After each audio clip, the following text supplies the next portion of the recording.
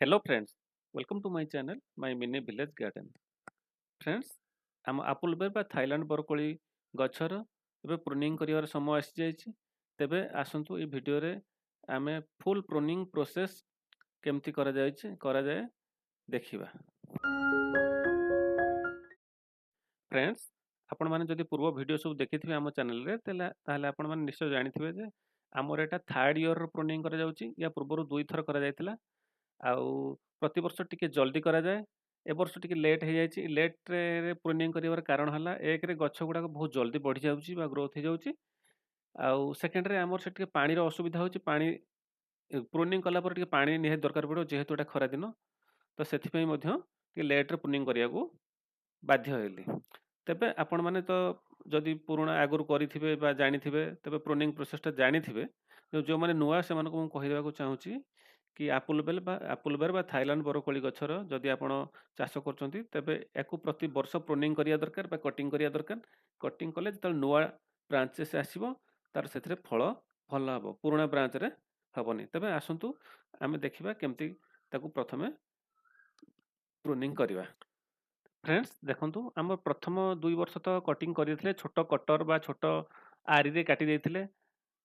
କିନ୍ତୁ ଏଥର ଯେହେତୁ ବ୍ରାଞ୍ଚ ଗୁଡ଼ା ବହୁତ ମୋଟା ହେଇଯାଇଛି, ବଡ଼ ହେଇଯାଇଛି, ତାକୁ ପ୍ରଥମେ ଡାଇରେକ୍ଟ ଏକାଥରେ କାଟିଦେଲେ ସେ ଗଛ ଫାଟି ଯାଇପାରେ ଆଉ ଇନଫେକ୍ସନ୍ ହେବାର ସମ୍ଭାବନା ଥାଏ। ତେଣୁ ଆମେ କ'ଣ କରିବା ନା, ପ୍ରଥମେ ଯେଉଁ ତାର ଛୋଟ ଛୋଟ ଡାଳ ସବୁ ଅଛି ଉପରୁ ତାକୁ କାଟିଦେବା। ତାର ଟିକେ ଲୋଡ୍ କମିଯିବ। ଆଉ ଏମିତି କଟୁରୀ ସାହାଯ୍ୟରେ ଛୋଟ ଛୋଟ ଡାଳକୁ ଆଗ କାଟିଦେବା। ଆଉ ତାପରେ ଯେଉଁ ବ୍ରାଞ୍ଚଟା ରହିବ, ମୂଳରୁ ଆମେ ଗୋଟେ ଛୋଟ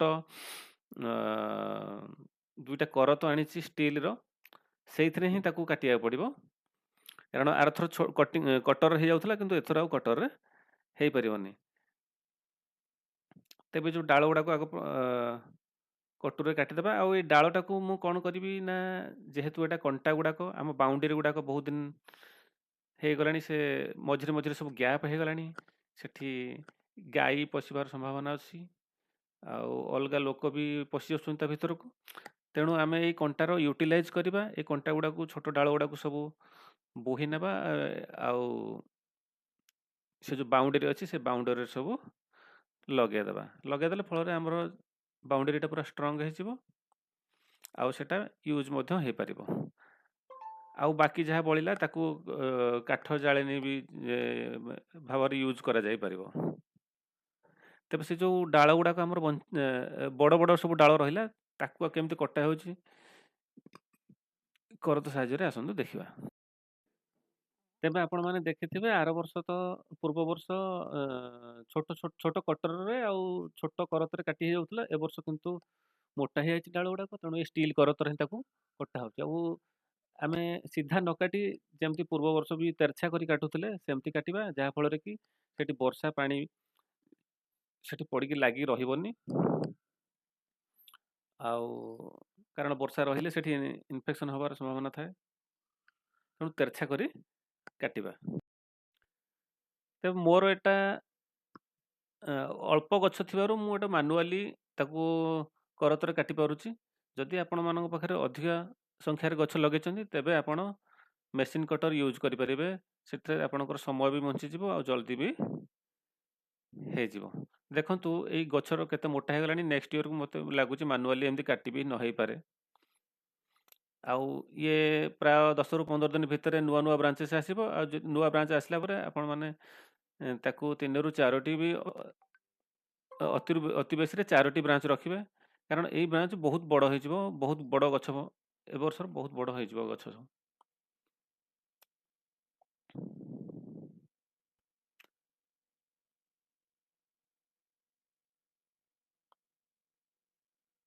ଯଦି ଆପଣମାନେ ନୂଆ, ତେବେ ଡରିବାର କୌଣସି କାରଣ ନାହିଁ। ଆପଣ ମଧ୍ୟ ପ୍ରୁନିଂ କରିପାରିବେ। ଏ ଗଛ ପ୍ରୁନିଂ କରିବାର 2-3 ମାସ ଭିତରେ ଏ ପୁଣି ସେମ୍ ହେଇଯିବ, ପୂର୍ବ ବର୍ଷ ଭଳିଆ ହେଇଯିବ। ତେବେ ଏଇଟା ପ୍ରୁନିଂ କଲା ପରେ ଆମେ କିଛି, ଯେହେତୁ ଇନଫେକ୍ସନ୍ର ସମ୍ଭାବନା ଥାଏ, ଫଙ୍ଗସ୍ ଲାଗିପାରନ୍ତି, ବ୍ୟାକ୍ଟେରିଆ ଲାଗିପାରନ୍ତି, ତେଣୁ ସେଥିପାଇଁ ଆମକୁ ଏ ଯେଉଁ ନାକ୍ କପର ବା କପର ଅକ୍ସିକ୍ଲୋରାଇଡ୍ ଆଉ ଗୋଟେ ବ୍ୟାକ୍ଟିନାସ୍, ଦୁଇଟାଙ୍କ ମିକ୍ସ କରି ଗୋଟେ ପେଷ୍ଟ ଭଳିଆ କରିବା। ଆଉ ସେ ଯେଉଁ ପ୍ରୁନିଂ କରିବା ପରେ ଯେଉଁ ମୂଳଟା ବଞ୍ଚି ରହିଲା, ସେ ମୂଳରେ ତାକୁ ଆମେ ଧୀରେ ଧୀରେ ଲେପ ଦେଇଦେବା। ଲେପ ଦେଲେ ଆଉ କୌଣସି ଇନଫେକ୍ସନ୍ ହେବାର ସମ୍ଭାବନା ରହିବନି। एमती देखंतु ठीक से देदेबे आमर तेरछा कटा होता गोटे वर्षा पानी रही तेबे जेहेतु एटा खरा दिन आम प्रूनिंग करिया परे पानी मध्य निहाती दरकार गछ को कारण नुआ नुआ ब्रांचेस तार आसीबो पण सेथिपई आमे आमर तो आगुर टिके टिके हेइतला गोटे रिंग भलिया हेइतला अल्प टिके जस्ट रिंग करदेबा ता मूल को माटी देदेबा आउ ए रिंग टा करिया द्वारा पानीटा आमर किछ समय पर्यंत सेठी स्टॉक रही परिबो आउ एबे मु गत वर्ष तो प्रूनिंग करिया समय रे मु ताकू खाद्य सार दे देइथिली किंतु ए वर्ष मु दउनी आ किछि दिन 15 दिन किबा मासे परे मु ताकू किछि खाद्य सार देबी तेबे एबे प्रूनिंग सरीगला देखंतु हम प्रूनिंग सरिया परे आम गार्डन टा केमती देखा होचे आपण 15 दिन पर देखिए केमती देखा जीवो तो फ्रेंड्स आज भिडियोटी ये शेष करवा भिडियोटी केमती लगे कमेंट माध्यम जनातु भल लगे लाइक करूँ निज सांगसाथी मान शेयर करूँ जदि आप नुआ तेज चैनल सब्सक्राइब करूँ thank you for watching the video.